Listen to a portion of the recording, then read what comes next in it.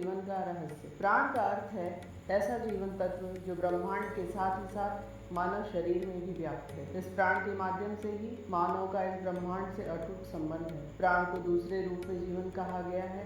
यदि प्राण बंद हो जाते हैं तो यही समझा जाता है कि जीवन समाप्त हो गया है। प्राण की व्याख्या करते हुए शास्त्रों में लिखा है, प्राण यदि जीव यति इति प्राण, अर्थात जो प्राणी मात्र के जीवन का आधार बनकर रहता है वह प्राण है। प्राण को नियमित रूप से संचालित करने को प्राणायाम कहा गया है। इसके माध्यम से चंचल और उच्छृंखल मन निर्दिष्ट केंद्र पर स्थिर होना सीखता है और जीवन एक सही रूप में नियमित होता है। श्वास की गति में तीव्रता होने से जीवन का शक्ति कोश जल्दी समाप्त हो जाता है। दीर्घ जीवन के लिए श्वास की चाल धीमी होनी चाहिए। अमेरिका में इस संबंध में विद्वान स्वित्जर ने प्रयोग कर बताया है कि प्रति मिनट श्वास की चाल और जीवन अवधि का लेखा जोखा निम्न प्रकार से है।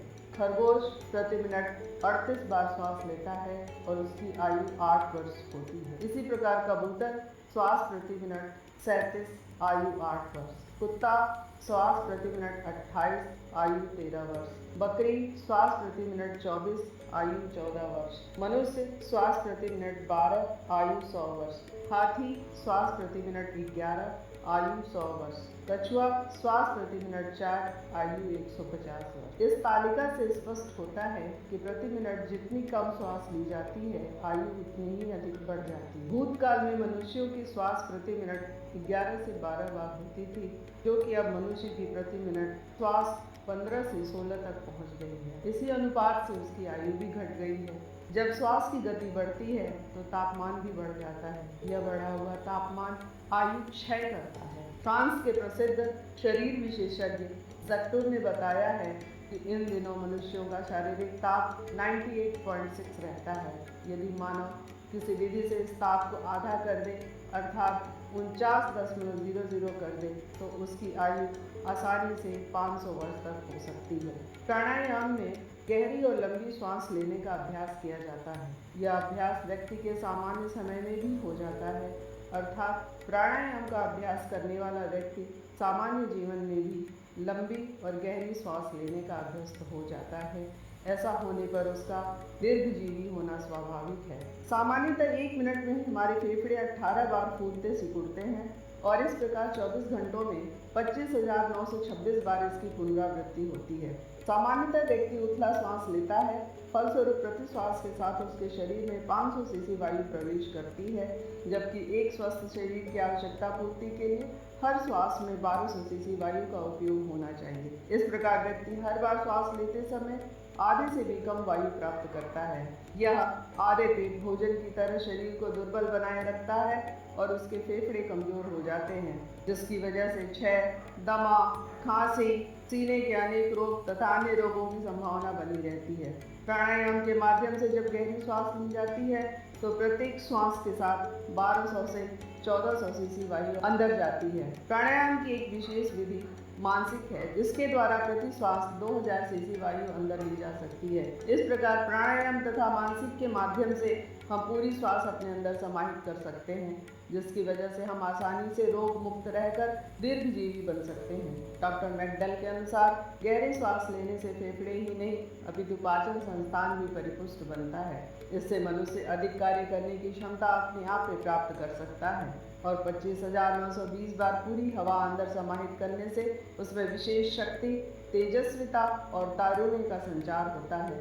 इसका प्रभाव मस्तिष्क पर भी पड़ता है और इससे स्मरण शक्ति की वृद्धि होने के साथ साथ दिन भर मनुष्य तरोताजा बना रहता है। प्राणायाम को दैवी शक्ति भी कहा गया है, क्योंकि प्रत्येक श्वास के साथ हम आकाश से हवा ही नहीं अपितु आकाश विद्युत भी खींचते हैं। यह विद्युत एक विशेष चेतना युक्त होती है, जिसे ईश्वरीय प्रवाह कहा गया है। ऐसा अभ्यास होने पर मानव ईश्वरीय संदेशों को भी सुन सकता है, देख सकता है और समझ सकता है। प्राणायाम हमें समस्त ब्रह्मांड की उन सूक्ष्म तरंगों से संबंध कर सकता है, जिसके माध्यम से विश्वव्यापी हलचलें होती हैं और इस प्रकार के विश्वव्यापी तरंगों से संबंध होने पर सुदूर घटित घटनाओं को हम प्राणायाम के माध्यम से अनुभव कर सकते हैं। मोटे तौर पर नाक के श्वास खींचने की, रोकने की तथा छोड़ने की विशेष विधि को प्राणायाम कहते हैं। खींचने को पूरक, रोकने को कुंभक तथा छोड़ने को रेचक कहा जाता है। पर इससे ही सब कुछ संभव नहीं है। यह एक विशेष विधि है और गुरु के द्वारा ही इस विधि की सूक्ष्मता को भली प्रकार से समझा जा सकता है। प्राणायाम के अनेकों भेद हैं। सामान्यतः 84 प्राणायामों की चर्चा है। इनमें से शीतली, शीतकारी, उज्जैन, भस्त्रिका आदि 8 नक्ष प्राणायाम हैं। इन सब के अलग अलग विधान तथा परिणाम हैं, पर यह निश्चित है कि इस प्रकार नियम पूर्वक प्राणायाम करने से शरीर के रोम रोम में प्राण तत्व भर जाते हैं और शरीर सुंदर, सजीला, बलिष्ठ, तेजस्वी और संकल्प युक्त बन जाता है। प्रारंभिक 8 प्रकार के प्राणायाम का अभ्यास हो जाने के बाद प्राण प्रवाह क्रिया सीखी जा सकती है, क्योंकि शरीर में प्राण प्रवाह की 10 धाराएं मानी गई हैं, जिनमें 5 नाभि प्रदेश से ऊपर की ओर उठती हैं तथा 5 नीचे की ओर बहती हैं। ऊपर की ओर उठने वाली धाराओं को ऊर्ध्वगामी प्रवाह कहा जाता है। महत्व की दृष्टि से यह विशेष महत्वपूर्ण है और प्राणायाम की विशेष विधि से प्राणों को ऊर्ध्वगामी बनाकर कुंडली जागृत की जाती है। वस्तुतः प्राणायाम प्रत्येक साधक गृहस्थ के लिए आवश्यक अंग है। इसके द्वारा हमारा स्थूल शरीर आरोग्यवान बनता है, सूक्ष्म शरीर में एकाग्रता, पवित्रता तथा संतुलन आता है और इन दोनों शरीरों के समानुपातिक अभ्यास कई सिद्धियों और विभूतियों का द्वार खोल देता है, जिससे कि मानव इन चर्म चक्षुओं से भी देवत्व के दर्शन प्राप्त करने में सफलता प्राप्त कर पाता है।